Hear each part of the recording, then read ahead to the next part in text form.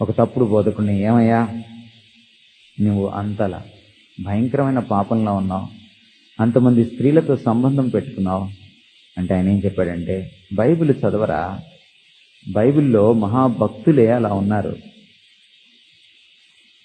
అన్నాడు. దావీదు పాపంలో లేడా? చాలామంది స్త్రీలను పెళ్లి చేసుకోలేదా? అంటే వాడికి దావీదు అలా అర్థమయ్యాడు.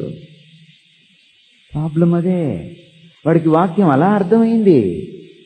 జాగ్రత్త, నీకు కూడా అలా అర్థమైందా? ఆ అపవాది చేతిలో చిక్కావనే.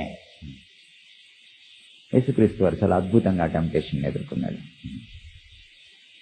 ఆయన మళ్ళీ వాక్యం చేతనే దాన్ని ఎదుర్కొన్నాడు. ఎవరైతే వాక్యాన్ని వాక్యంగా చూస్తారో, ఎవరైతే వాక్యాన్ని సరిగా విభజించగలుగుతారో, ఎవరైతే వాక్య సత్యాన్ని సరిగా అర్థం చేసుకోగలుగుతారో వాళ్ళు మాత్రమే ఇటువంటి టెంప్టేషన్స్ని ఎదుర్కోగలుగుతారు.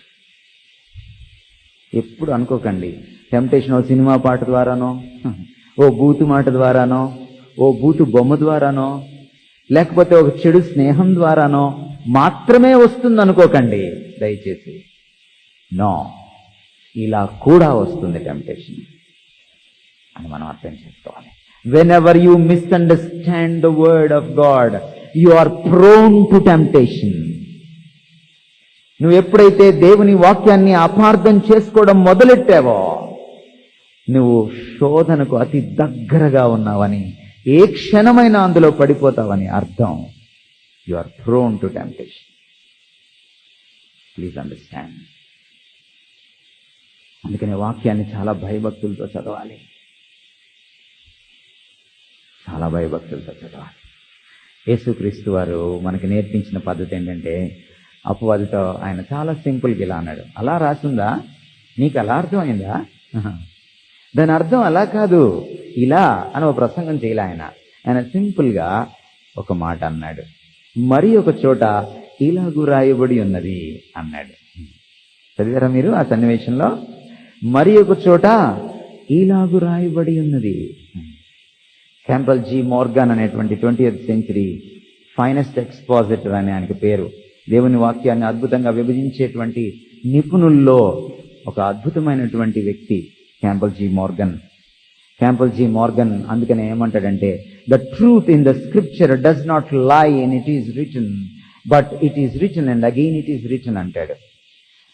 దేవుని వాక్యంలో సత్యము ఎలా ఉంటుంది అంటే, ఒక వాక్యాన్ని బయటికి లాగి చూస్తే సత్యం దొరకదు, ఒక వాక్యాన్ని మరొక వాక్యంతో పోల్చి చూసినప్పుడే సత్యం దొరుకుతుంది అంటాడు ఆయన.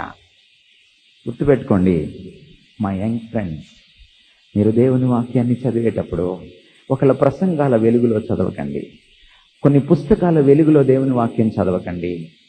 నిజానికి దేవుని వాక్యపు వెలుగులో ప్రసంగాలను విమర్శించాలి, దేవుని వాక్యపు వెలుగులో ప్రకాష్ అన్న మెసేజెస్ని విమర్శించాలి, దేవుని వాక్యపు వెలుగులో పుస్తకాలని విమర్శించాలి.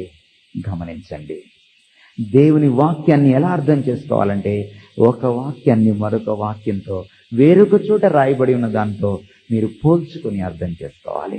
అంటే మీకు బైబిల్ గురించిన ఆమూలాగ్రమైన అవగాహన మీకుండాలి. అంటే మీరు బైబిల్ని కనీసం చదవడం ఒక్కసారైనా ముగించి ఉండాలి, ఆదికాండం నుంచి ప్రకటన గ్రంథం వరకు. దాన్ని అర్థం చేసుకోవాలి. ఎవరైతే ఆ విధంగా వాక్యంతో వాక్యాన్ని పోల్చి సత్యాన్ని అర్థం చేసుకోగలుగుతారో వాళ్లకు అపవాది వాక్యం ద్వారా కూడా ఎలా శోధిస్తాడో వాళ్ళు వివేచించగలుగుతారు, పసిగట్టగలుగుతారు. They can recognise.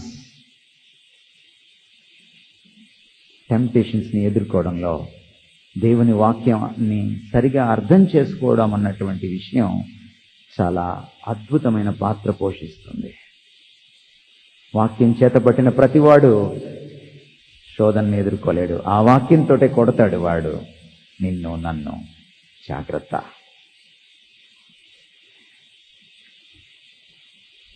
Temptation can be very subtle sometimes. అది చాలా చాలా కుయుక్తిగా ఉంటుంది. ఎంత కుయుక్తిగా ఉంటుందంటే నీవు గుర్తించలేనంత కుయుక్తితో ఉంటుంది. చాలా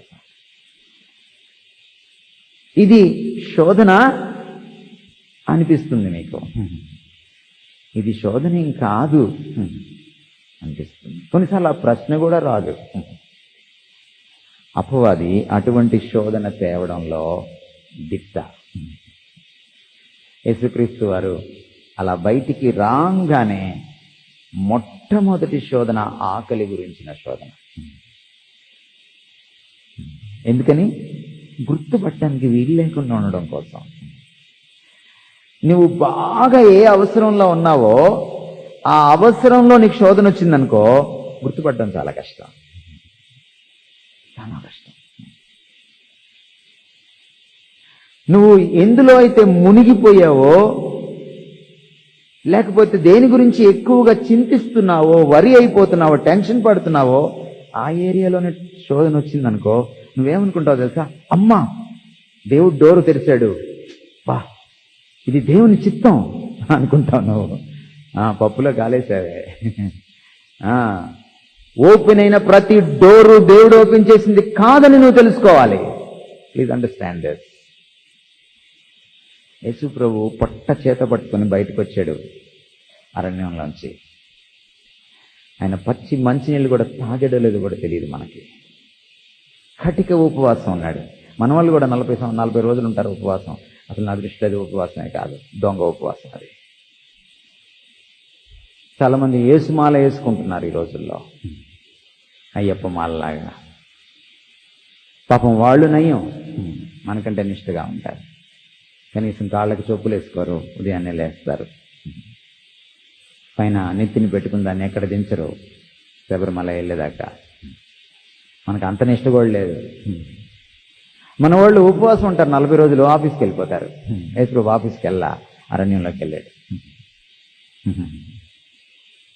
ఆ విషయం నేను తర్వాత మాట్లాడతాను మీతోటి, ఎలా ఉండాలో ఉపవాసం. కానీ ఈ ఉపవాసం యొక్క ఈ యొక్క శోధన యొక్క కుయుక్తిని ఎవరు గుర్తించగలరు? చాలా కష్టం. చాలాసార్లు మనం విపరీతమైన కష్టంలో ఉంటాము, సడన్గా ఓపెన్ అవుద్ది అనమాట ఒక డోర్. అబ్బా దేవుడు పంపించాడు అనుకుంటాం మనం.